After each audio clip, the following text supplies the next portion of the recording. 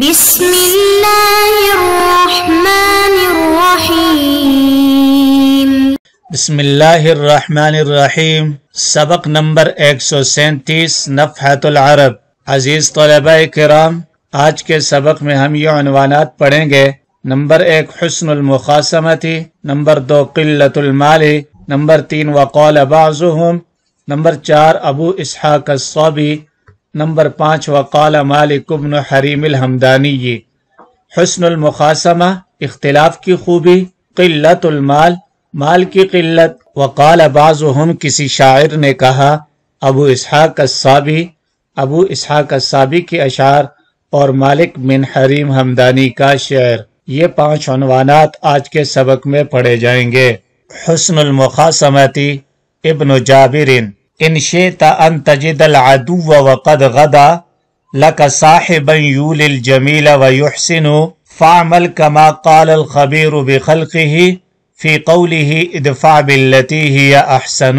حسن المخاصمتی اختلاف کی خوبی، ابن جابر کے یہ اشعار ہیں۔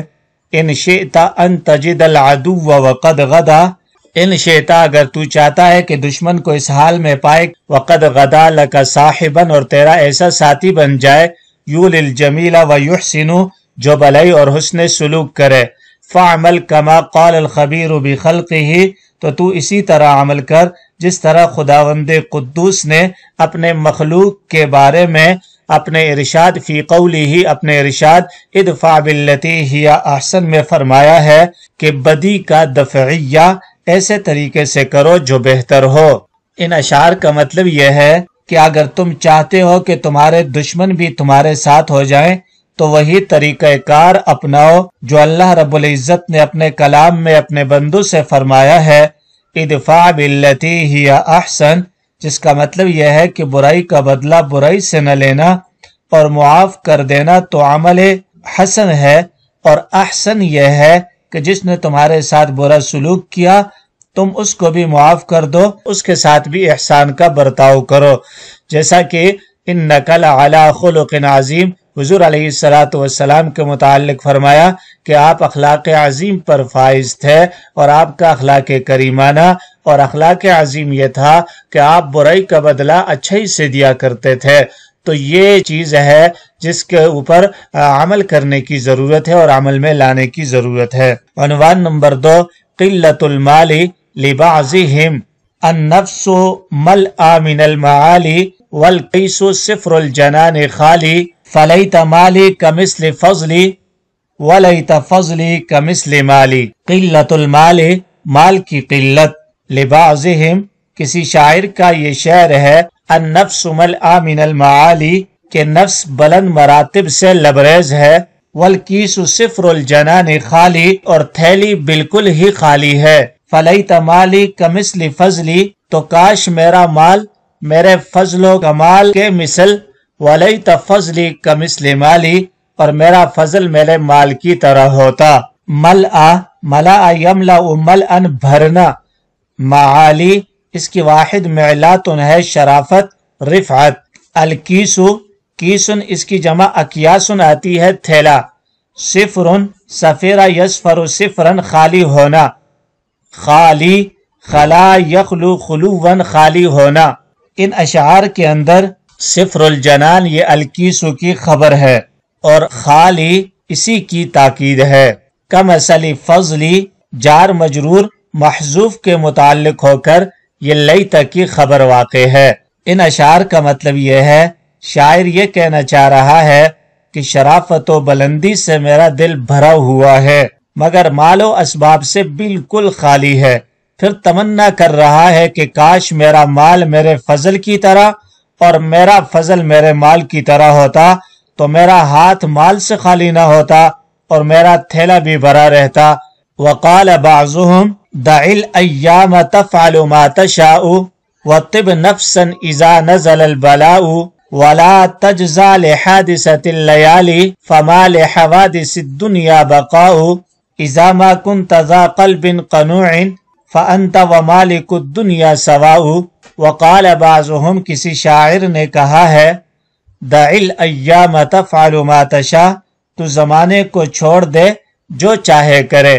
وطب نفسا اذا نزل البلاء، اور تو نزول مصیبت کے وقت خوش رہ۔ ولا تجزع لحادثة اللیالی، اور حوادث زمانہ سے مت گھبرا۔ فما لحوادث الدنیا بقاء، کیونکہ دنیا کے حوادث کے لیے بقا نہیں ہے۔ اذا ما كنت ذا قلب قنوع، جب تو قانع دل والا ہو۔ فانت ومالک الدنیا سواء، تو اور مالک دنیا دونوں برابر ہیں۔ دع ودع یدع ودعا سے امر کا صیغہ ہے چھوڑنا۔ وطب طاب یطیب طیبا، خوش رہنا۔ نزل ینزل نزولا، اترنا۔ ولا تجزع جزع یجزع جزعا، گھبرانا۔ بقاء بقیہ یبقى بقاء، باقی رہنا۔ قنوع یہ قناع یقنع قنوعا سے قناعت اختیار کرنا۔ اذا نزل البلا، یہ جملہ طب کا ظرف واقع ہے۔ فما لحوادث الدنیا بقاء میں فا تعلیلیہ ہے، بقاء یہ ما کا اسم ہے، اور لحوادث الدنیا یہ خبر ہے۔ اذا ما كنت ذا قلب قنوع، قلب قنوع مضاف مضاف الیہ مل کر یہ کنت کی خبر ہے۔ ان اشعار کا مطلب یہ ہے، شاعر کہتا ہے کہ تم اپنا کام کرتے جاؤ، زمانے کے حوادث سے بالکل خوف زدہ مت ہو، اس لیے کہ حوادث زمانہ ہمیشہ نہیں رہتے۔ اگر کبھی حالات ناموافق ہوتے ہیں تو کبھی سازگار بھی ہوتے ہیں۔ اگر تیز و تند آندھیاں چلتی ہیں تو باد نسیم کے ٹھنڈے اور خوشگوار جھونکے بھی چلتے ہیں۔ اس لیے اگر غم کا پہاڑ بھی سر پر گر پڑے تو اسے بھی برداشت کر لو۔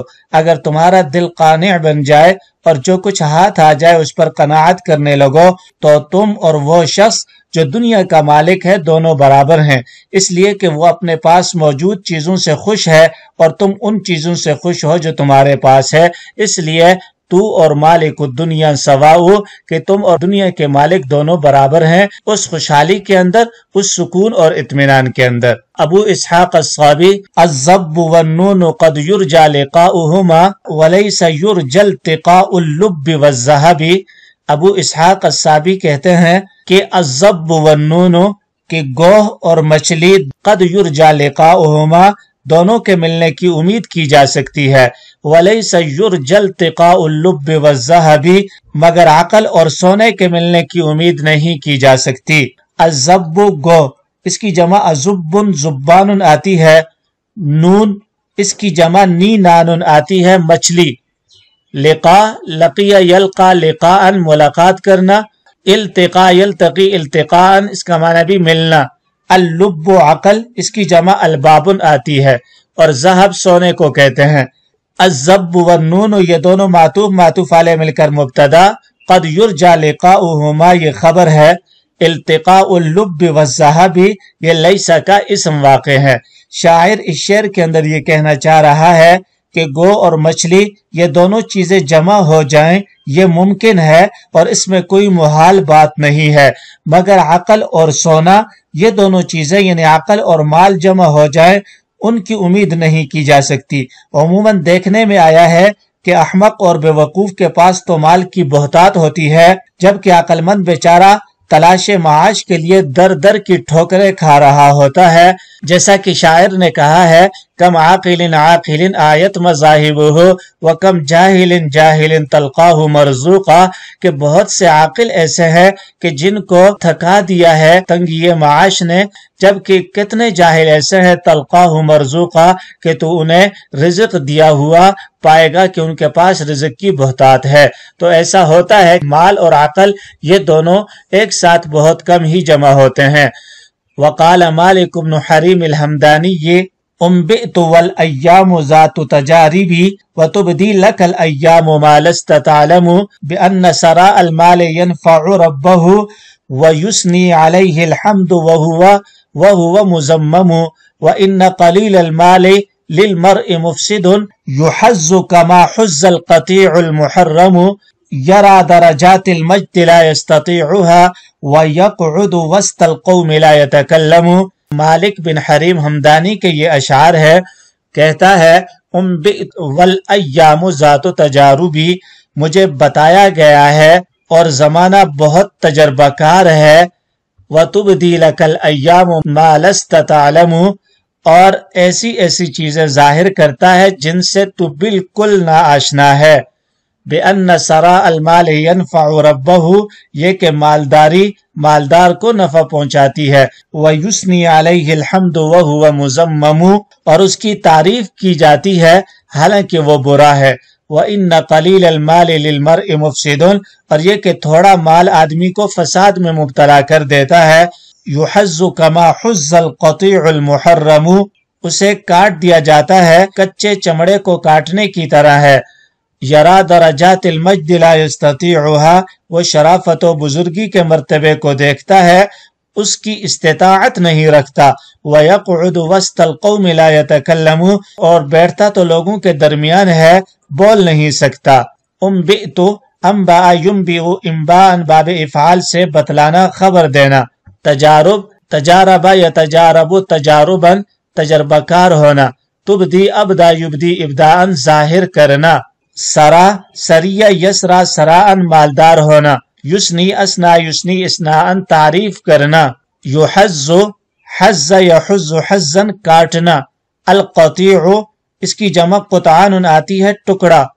المحرم، جلد محرم، غیر مدبوغ کھال، یعنی ایسی کھال جس کو دباغت نہ دی گئی ہو۔ المجد، بزرگی۔ لا یستطیعها، استطاع یستطیع استطاعتا، طاقت رکھنا۔ بِأَنَّ سَرَاءَ الْمَالِ، یہ جار مجرور انبئت سے متعلق ہے۔ وَإِنَّ قَلِيلَ الْمَالِ، اس کا عطف پہلے ان پر ہے، لہٰذا اس کا تعلق بھی اس کے واسطے سے انبئت سے ہو گیا۔ ان اشعار کا مطلب یہ ہے کہ بات بالکل برحق ہے، اگر تمہیں نہیں معلوم تو مستقبل میں پتہ چل جائے گا، تمہارے سامنے وہ ساری باتیں آ جائیں گی جن سے تم ناواقف ہو، کہ وَالْأَيَّامُ ذَاتُ تَجَارُبِ وَتُبْدِي لَكَ الْأَيَّامُ مَا لَسْتَ تَعْلَمُ، جیسا کہ ایک اور شاعر کہتا ہے سَتُبْدِي لَكَ الْأَيَّامُ مَا كُنْتَ جَاهِلًا وَيَأْتِيكَ بِالْأَخْبَارِ مَن لَمْ تُزَوِّدِ، کہ عنقریب ایام تمہارے سامنے معاملات کو ظاہر کر دیں گے، واضح کر دیں گے جن سے تم ناواقف ہو، اور وہ شخص بھی تمہارے پاس خبریں لے کر آئے گا جس کے پاس تم نے توشہ نہیں رکھا، اسے کچھ مال نہیں دیا۔ تو اس لیے اگر معلوم نہیں ہے تو مستقبل میں پتہ چل جائے گا، تمہارے سامنے وہ ساری باتیں آ جائیں گی جن سے تم ناواقف ہو۔ اور پھر یہ کہ مالداری سے مالدار کو فائدہ پہنچتا ہے اور اس کی تعریف ہوتی ہے، خواہ وہ خود برا ہی کیوں نہ ہو، لیکن مال کی وجہ سے اس کی تعریف کی جاتی ہے۔ اگر انسان کے پاس مال نہیں ہے تو وہ لوگوں کی نظر میں بے وقت ہے، اس پر لوگ ظلم کرنے میں دریغ نہیں کرتے۔ وہ شرافت و بزرگی کے مراتب کو دیکھ تو سکتا ہے مگر انہیں پا نہیں سکتا۔ اسی طرح لوگوں کے درمیان بیٹھ تو سکتا ہے مگر بول نہیں سکتا، اس لیے کہ اس کے پاس مال نہیں ہے۔ تو مال انسان کو اونچے درجات پہ لے جاتا ہے، اور بعض اوقات وہ خود برا ہوتا ہے لیکن مال کی وجہ سے اس کی لوگ تعریف کرتے ہیں اور اس کی بڑائی بیان کرتے ہیں۔